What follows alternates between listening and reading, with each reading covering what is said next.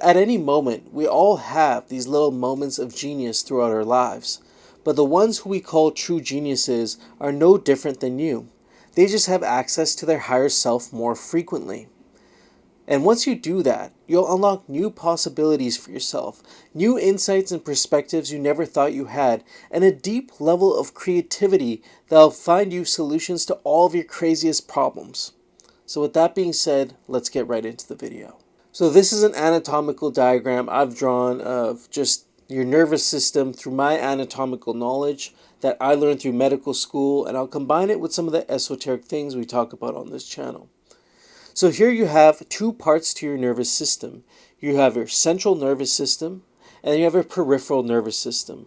What we're talking about here today is your central nervous system, which is your brain and your spinal cord. Now, most people think they have one brain, but you actually have two. Your brain, over millennia, over thousands and thousands of years, has gone through multiple levels of development. And the first part of your brain that developed is called the basal ganglia. This little nub that hangs off the end of your spinal cord that is a part of your brain. But this part of your brain only wants a few things. It wants to eat, it wants to have sex, it wants to keep you safe and keep you in a state of survival. This is what other people also refer to as the ego. And this part of you is very reactive. It's almost like what some people call your lizard brain. It has very few functions, but it actually has a higher level of power over your other part of your brain that I'm going to talk about now. And this is where your higher self resides. Your higher self resides in a part of your brain called the neocortex. This is actually where your will and reason comes from, and within this neocortex, there's other parts of you, such as your pituitary body, pineal gland. The pineal gland is something you might be familiar with. And these parts of you, when activated, when the neocortex is the one in control, it's able to use other parts of yourself, sort of like the pineal gland and the hypothalamus, pituitary body, sorry, and be able to communicate and receive information that comes from beyond time and space. Now, this is called noetic information. You may have felt this before, when you have a certain hunch about something and you happen to be right about it. When you go into a room and you can cut the tension with the knife and you know all the words that were said before anybody even says a word. This is that part of you that is activated. And this is also the same part of you that gets those creative ideas when you're in the shower. This is the same part of you that when you're writing your next business idea, something just comes through you and flows through you effortlessly. This is the part of you that does not operate on fear. Have you ever wrote a poem when you're running from a, well, maybe you haven't wrote a poem, but have you ever written a piece of beautiful work or created a painting when you were in a state of anxiety? Have you ever made a creative business decision when you're in a state of anxiety? This doesn't happen. It cannot happen. And this is why. This is because your lower self, the basal ganglia, is tied to your nervous system. And your nervous system is not just a spinal cord. It actually has access to another part of yourself, another part of your mind, called your subconscious mind. You can think of your subconscious mind as just a record. It takes everything that's planted in it, all the thoughts, beliefs, emotions from the time you were born and maybe even before that, and records it to hang on to it for future purposes. Now, the spinal cord is able to communicate with the subconscious mind, and the two communicate together to remember information that may be able to trigger, either may be able to trigger the basal ganglia or travel up to the higher brain, the neocortex, where your higher self resides. Now think about this. The two brains, the higher self in the neocortex and the lower self in the basal ganglia, are always at odds with each other. That lizard brain, that basal ganglia, does not like the higher brain, and it would rather be in control. And it happens to be closer to the spinal cord. And so this is why we lock up when we're in a state of fear, because that's the first part of us that gets activated. But that fearless version of you is your higher self. They no longer are controlled by the basal ganglia. And there's a specific technique you can do to regain control over this part of you. But think about this. There's an experiment that was done I actually don't know when it was done, but the idea was this girl had lost all function of her memory. She had lost all higher function of this neocortex. And she basically just had her survival functions.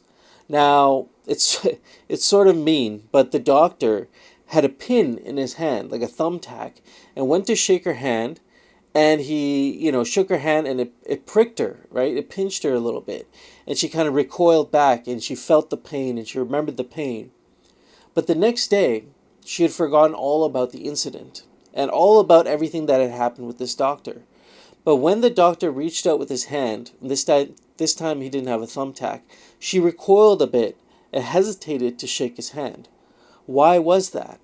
It's because there was a subconscious memory implanted through the basal ganglia into the subconscious mind in that moment, saying, this dude ain't safe, he's sketchy, right? Remember this. And even though your conscious brain didn't recognize this, your subconscious mind has this memory stored in it, which immediately activated her basal ganglia and was like, don't shake this dude's hand, right? But what I'm trying to get here, the point I'm trying to get to here, is many of us live in a state of fear.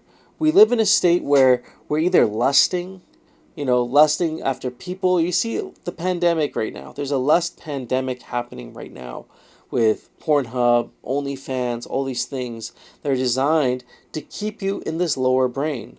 Our control system that we're in is consistently the only way it can win.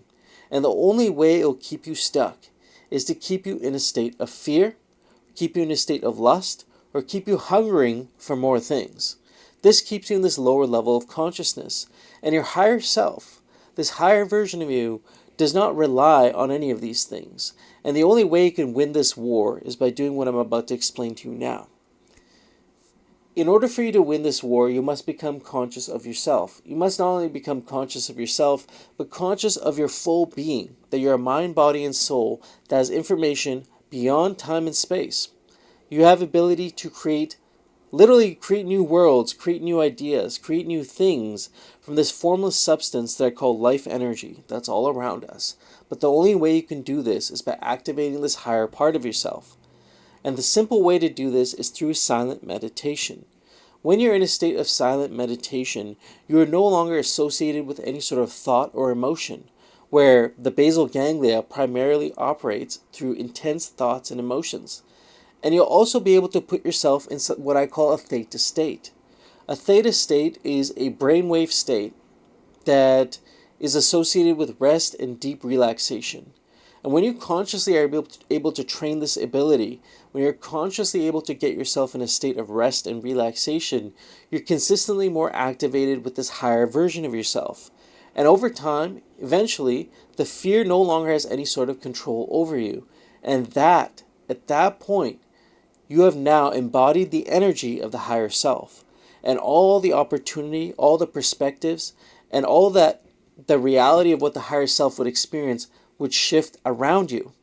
Because reality is just a mirror, and when we're able to make this inner transformation happen within us, reality has no choice but to conform around us to fit to our new frequency, our new level of consciousness.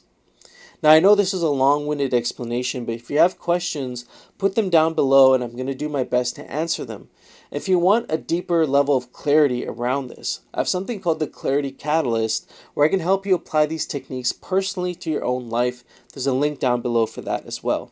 Subscribe to the channel if you've not already. Until next time, peace.